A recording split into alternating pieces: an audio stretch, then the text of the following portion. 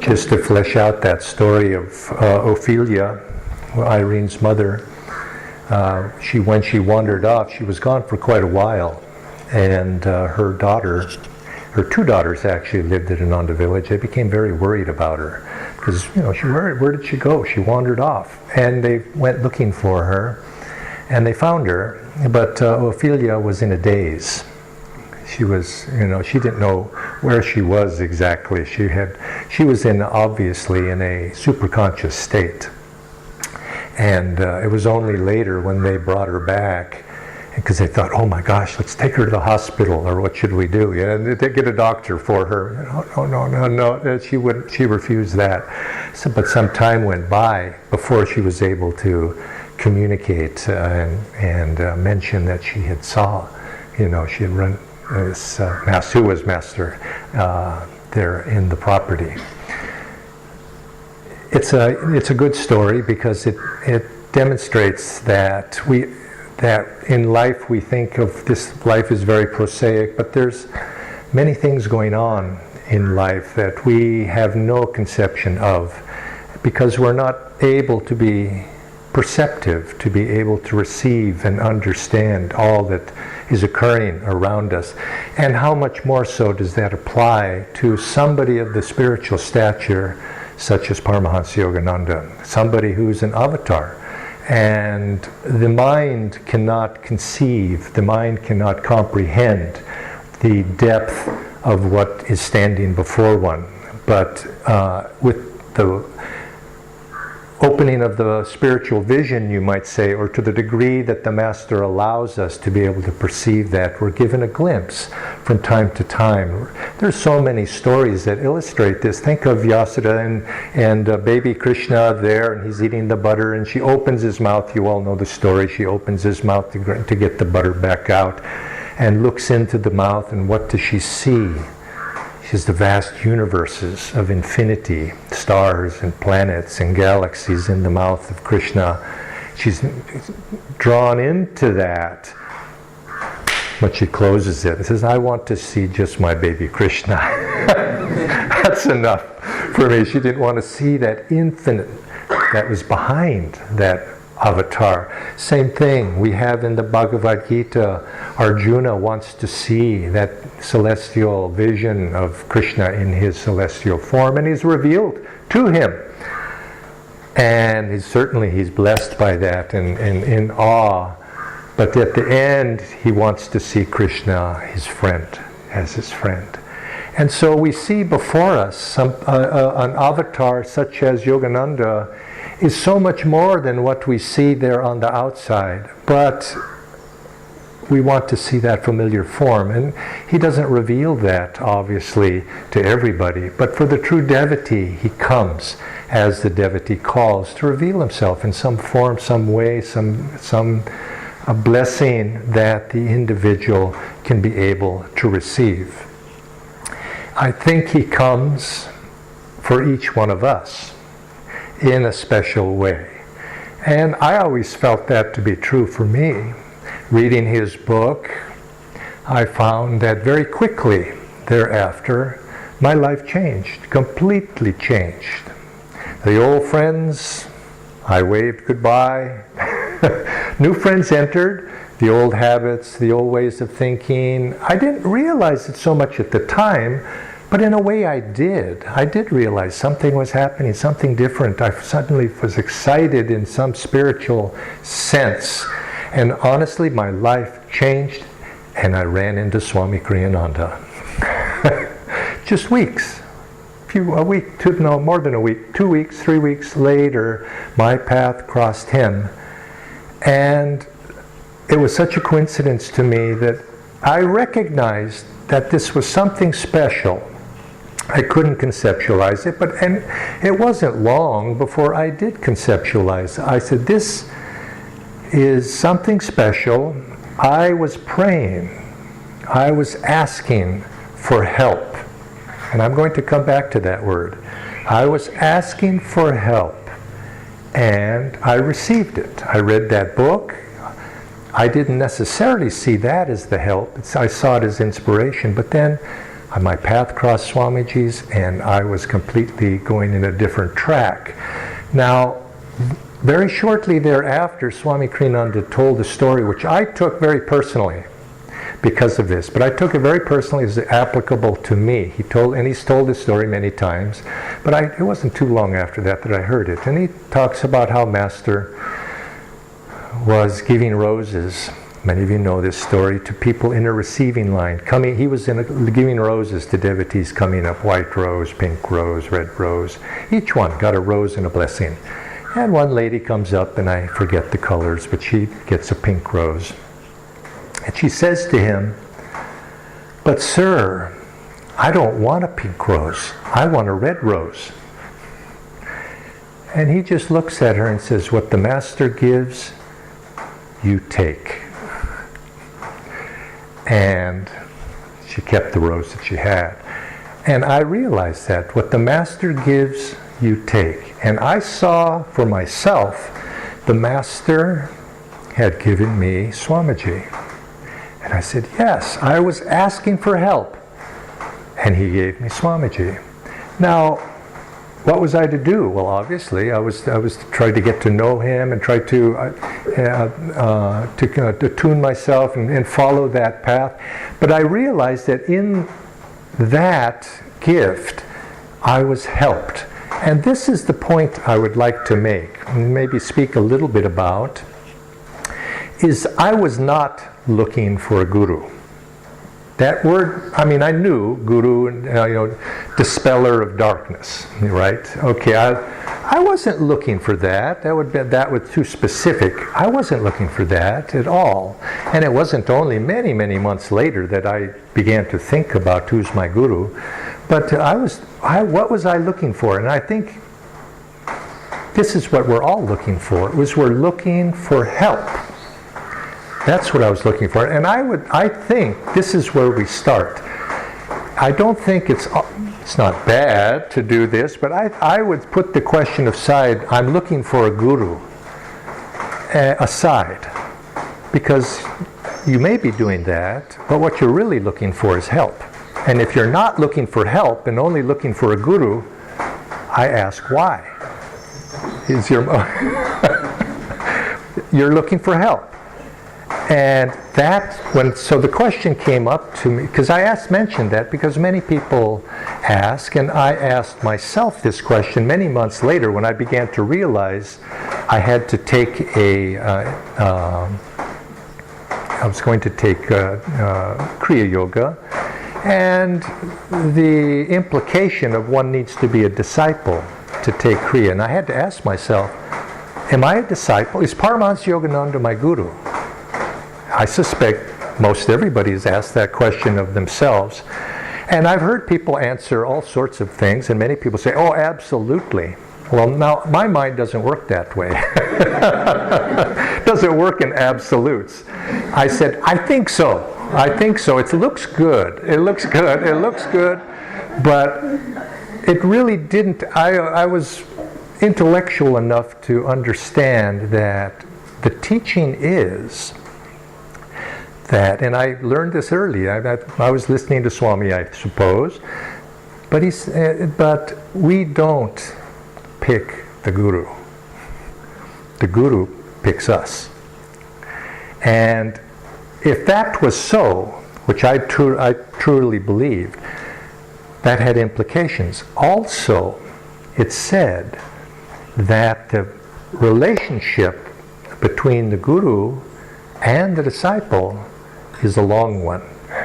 How long you can fill in, whatever. It's many different answers to that, but it's a long one.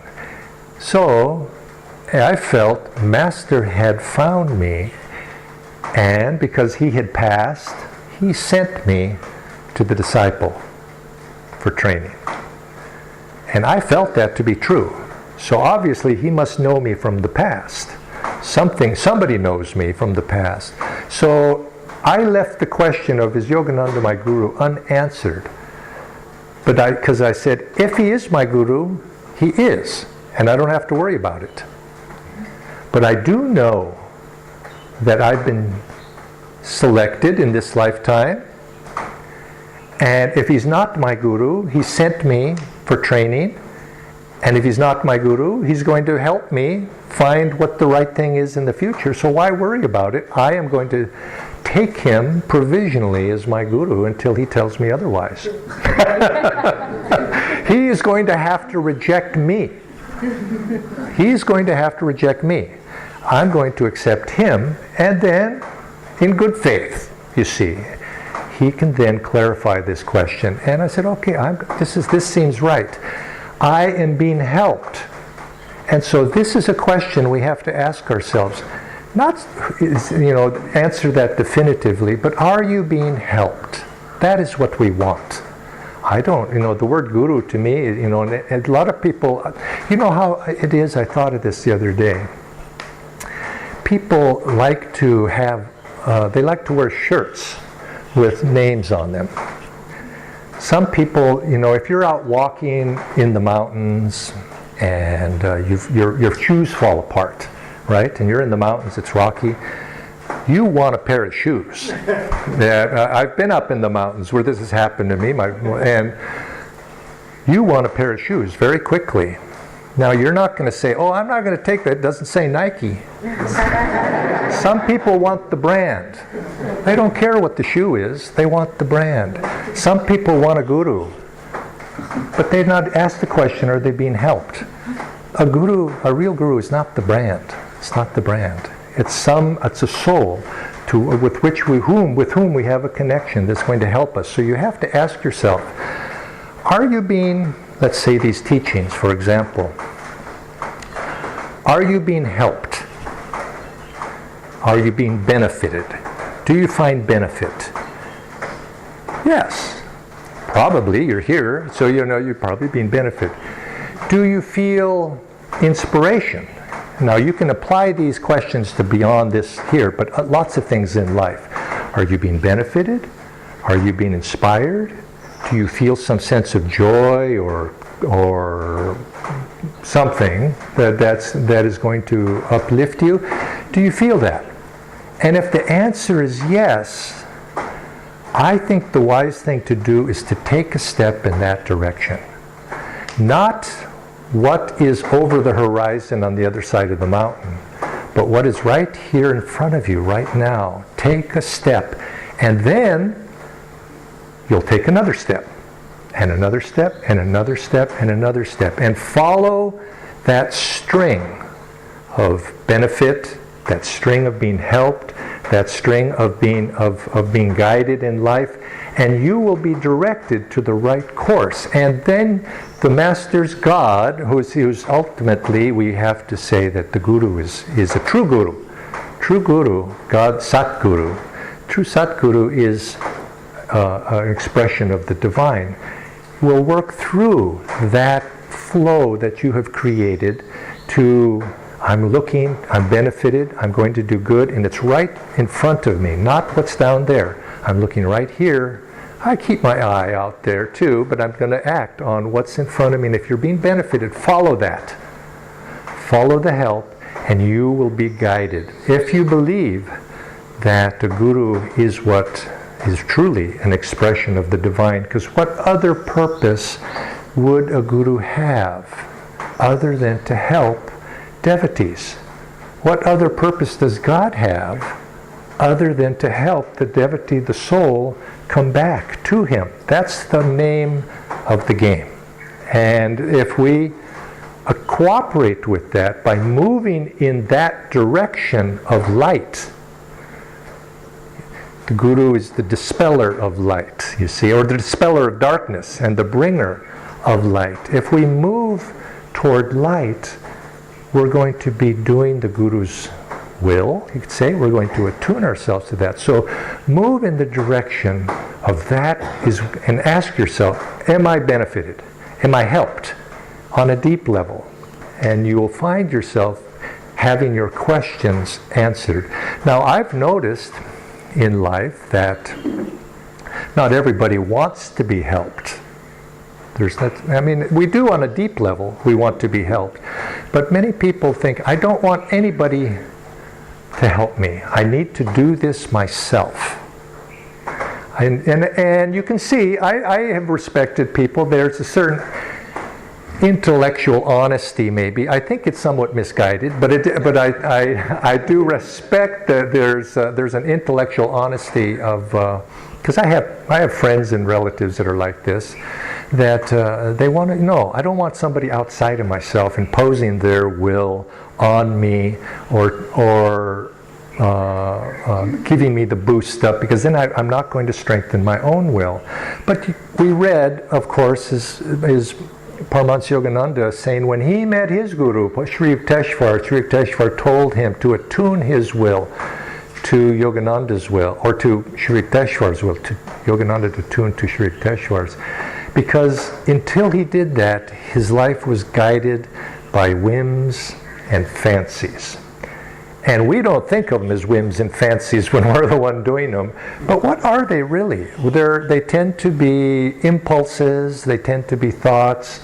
And yes, I want to be guided by my own whims and fancies. And I don't think that's the wisest way. And so you have to want guidance.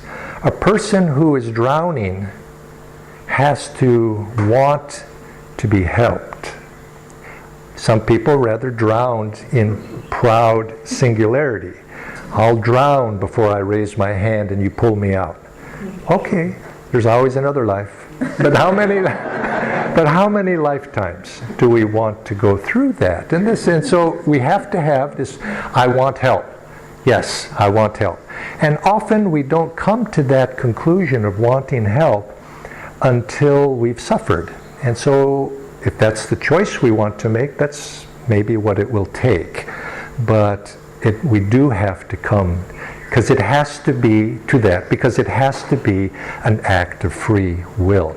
The Guru will never impose help on another person. Many disciples came to Paramahansa Yogananda, and Yogananda would make it very clear that I know every thought that you think. That's frightening in a way. That I don't know if I want every thought that I think to be perfectly revealed. But he didn't, and he said at nighttime too, when people were sleeping, he would sort of scan them, you might say, like a scanner of what's going on in there. But he didn't do that if you wouldn't allow it, you see. Because we have free will. We'd never broach that free will. It's only to the degree that a disciple is somebody who allows help to come in. Now, sometimes you hear, and this is going back to, I met Swamiji, and I realized right away, well, Master's not in this body anymore, but he sent me to Swami. And this is what Swamiji has mentioned this in his life and stories. He said the Master works through his disciples, and people don't realize that sometimes. He says sometimes people would come and they would say, oh, I just want to meet Master. But Master's not here no more, so I'm going elsewhere. And Swamiji would very gently say, yes, but Master, the great ones, God works through instruments. The Guru, an avatar like Yogananda, is, you could say, God incarnate in that form of that Guru, working through. He's a perfect instrument for the divine. God works through instruments. The God-realized Master works through instruments. The instruments are the disciples, particularly. They work through that. And so Swamiji would often say, offer help to people, but he would always couch it. He would never be obvious about it. Certainly, more so when he was later on in life, when he was older, he would say that a little bit more directly. I can help you.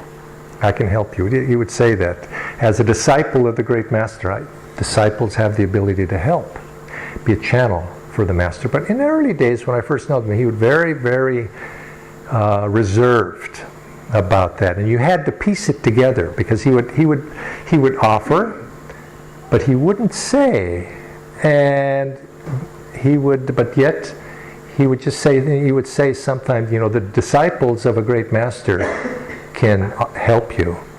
He wouldn't say I. He'd say a disciple of great master could help you, and you should realize that. And I'd say, oh, okay, where can I find that disciple? I'm going to go look for him. No, I didn't say that, but that's some people might say it that way. I'm going to go look for him. But he would be very modest about that. But I came to understand as time goes by that Swamiji was an instrument for Master, and you can see from his life, you can see from the incidents that took place in his life and his mission that Yogananda accepted him and used Swami as an instrument to reach many, many souls. Because one body, an avatar, even of an avatar's caliber, can only physically reach so many people. And Yogananda ji, of course, reached thousands, maybe hundreds of thousands, I don't know. Certainly reached many, but even that is just a little bit. But for those who wanted help, it was either he or through his disciple, and this message passes down through the ages to help many, many souls being helped with that vibration. But we have to be open to it. Now there's a number of things. This issue of being open to the Guru's blessings, that's where we come in, of course, as the recipients, as the disciples. And Swamiji always in his life never emphasized as much, other than when speaking of his master, his guru. He would obviously speak about that with great love and devotion, but he emphasized in terms of what to do. He emphasized the other side. It's about discipleship, and his life was such a perfect example of somebody that was dedicated. His life was a dedication to what it means to be a disciple. He came there in 1948, as we read, and from 1948 until the end, he was a disciple. He was thinking of ways, always, how can I serve? How can I serve the Guru? How can I reach other people with Yogananda's teachings? How can I be an instrument for this message? And he was a font of creativity. He was a genius, really. I mean, I would probably say that most of us are not blessed to really meet a real genius in life, and he was. He was a genius, but in many, many different ways, and he was such. But he wasn't thinking in terms of expressing himself, but he was learning to express something else. He was learning to express the Guru, and I think the inspiration that he gave to me, there could be many, and maybe we'll have a chance to talk about many others as well, but one of the things I liked about Swami so much, that sounds a little pale, but I appreciated in him so much, is that he was able to step outside of himself. He was able to step out and use Kriyananda as an instrument without being attached to it. Now that's sometimes difficult to do because Kriyananda, the personality, or the event that he would like to say, Kriyananda is but an event for which I am responsible to take care of. In other words, to guide and do it, take the karma if necessary for. He was able to be so non-attached to that and use that event. Now it's not easy. I think it's easier to be non-attached if you're rather ordinary. Don't have much to be attached to, but Swami was a genius. He was a genius, and he was talented. He was a great man. So you could see there's a certain in the public eye, he was a great man. He was a great lecturer. He was a great musician. He was a great singer. He could have playwright. He could have been any number of things in life. But he was not attached to it. He just saw them as as qualities. How can I use this quality to serve my Guru? How can I do a better job of it? Now, one human tendency would say, oh, well, gosh, if I use, he was a wonderful singer. if I use this ability to be a great singer, people will like it. And they're going to praise me. They're going to say good things about me. My ego is going to be potentially fed. Oh, I'm not going to do that. And steps back. Isn't that often a and some devotees would say, how humble. He didn't express that beautiful talent. He put it in a drawer, and he denied himself. Now, some people make a spiritual quality out of that because they're attached to humility, you see, in the wrong way. Swamiji he had this talent. Master said, use that talent. I'm putting you in this position to use that talent. But it's not your talent. It's God's talent. He happened to give it to you on loan this lifetime, maybe more than one. He's loaning you the ability to sing so that you can use it to further God's message. Will you use it or will you not? Now, if he chose not to use it, would he be doing a service? No, he'd be rejecting what God had asked of him. So he said, I'll use it. But he totally non-attached to it. He could put it down in an instant, move on to the next thing, and so on. And I love that quality in him. He was non-attached. He didn't take it personally. He used it. He used his abilities to serve his guru. And I think this is for all of us a message, because each of us have talents.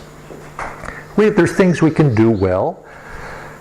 And although even remember, Krishna says if you don't have any of that, give him your failure too. But we all have something, and we want to exalt it, and we want to make it better, and that's good. But when we take it to the next level of making it good so that we can make it an offering to God, that's what the devotee does. He perfects his talents that he's borrowing, not his, that he's been given caretaking of. He's then using them, perfecting them to serve the Master.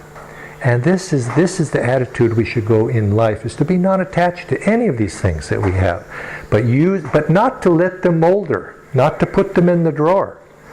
To use what has been given to us, because it's a duty for all of us. And this, in terms of our role the topic of this was the role of the Guru in our spiritual practices. It's really the role of the Guru in our life, because our life, living our life, is our spiritual practice. It's not when we meditate necessarily. It can be, but it's our life. That's our spiritual practice. So what is the role of the Guru in our life? And you might say, what is our role? The Guru is there. It's more, what is our role of serving the Guru? And this is what we want to do. We want to serve the Guru. And to know, do we feel a sense, when we're serving the Guru, do we feel a sense of joy in what we're doing? Do we feel a sense of upliftment? Because if we're serving and we're feeling joy, then you know that there's something, we're doing it in the right spirit. If we're serving and offering ourselves, offering our meditation, offering our chanting, our singing, and we're feeling some benefit, we're feeling some upliftment, some inspiration, then we know we're serving in the right spirit. There seems to be an attitude that to serve and to be miserable is a good thing. See how humble and so hardworking I am because I'm miserable. I say if you feel like that, you're on the wrong course. A sad saint is a sad saint indeed. If you're serving, you should feel joyful. If you're not feeling joy, you're working. You're working, and you're maybe working very hard, but you have to turn that into service. And service is to feel joy. And if you feel joy, you'll be guided. So it's the same thing. Just as when we talked about, are you being benefited? Are you feeling uplifted? Are you feeling inspired? Are you feeling a sense of satisfaction in your life? Are you feeling some resonance? When you do those things that give you that feeling, then you know you're probably going in the right direction. And the same applies to our sadhana. Our sadhana is exactly the same. Are we feeling a sense of upliftment? Or are we feeling grim determination when we meditate that I made it another day, but it's no joy there. If there's no joy, well, yes, you have to have a certain amount of willpower has to be developed, and you have to have discipline and all of that. But we are in an age now that is no longer, as Yukteswar said, no longer Kali Yuga, that practices, you might say, from the past. This is an age of a joyful flow. So try to feel yourself to be in a flow, going forward and offering yourself. And then you'll find that then the Guru can work with that. Because when you're in joy, the Guru's there, and the Guru can guide you, the Guru can come to you. But when you're in misery, you're in your own ego limitations, you find that the Guru can't enter. He said, if you close the door, how can I come in?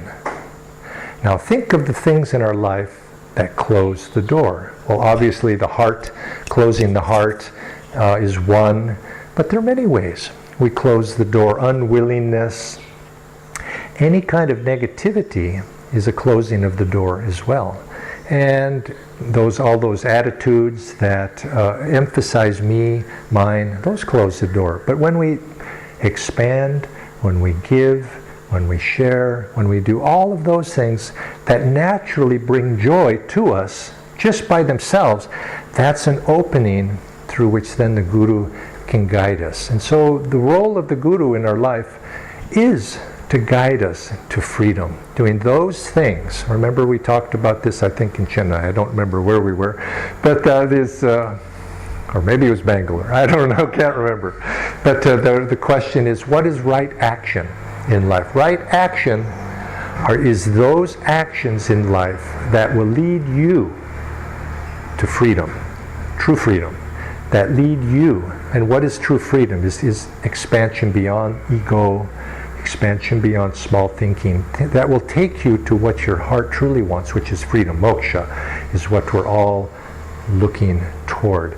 So my life, I felt, has been blessed in this, in the sense that I was introduced to a very great man, a genius really, as I said here, and I can't say that it was always pleasant. I didn't always agree.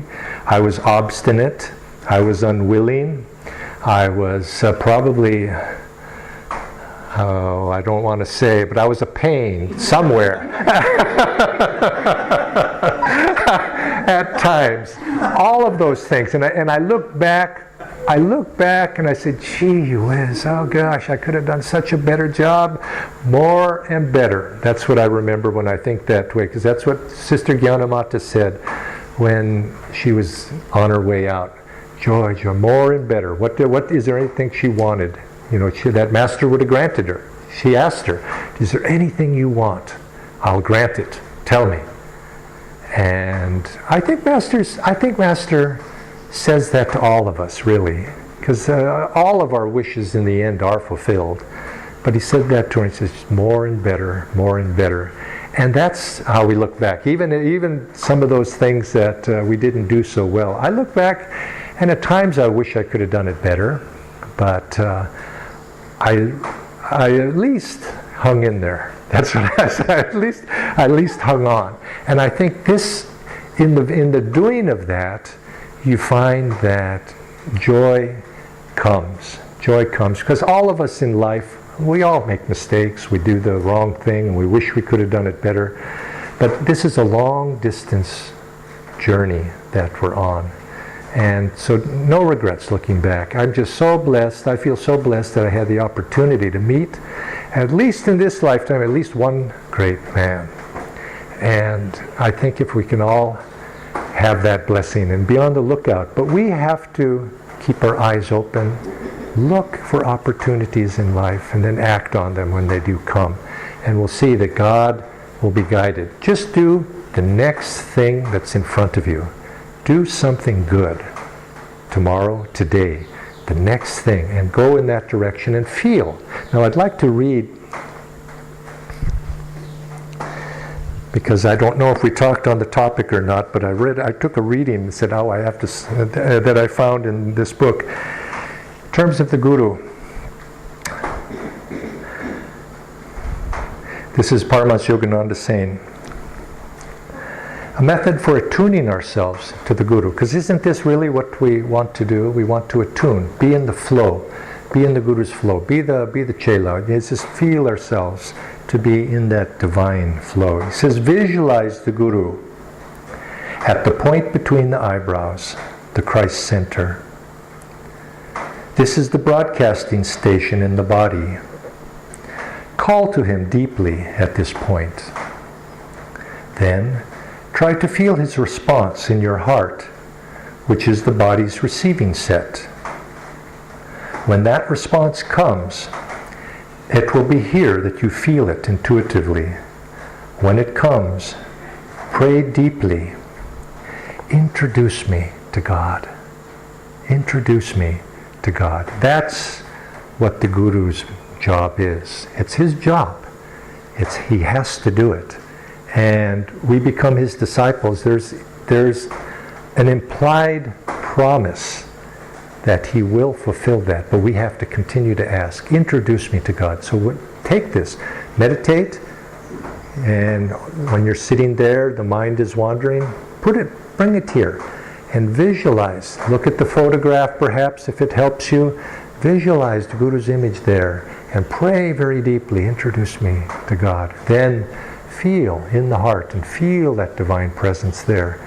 And then when you have that feeling, again, ask the Guru, introduce me to God. Many blessings to all of you. Thank you for being here today so we could share together.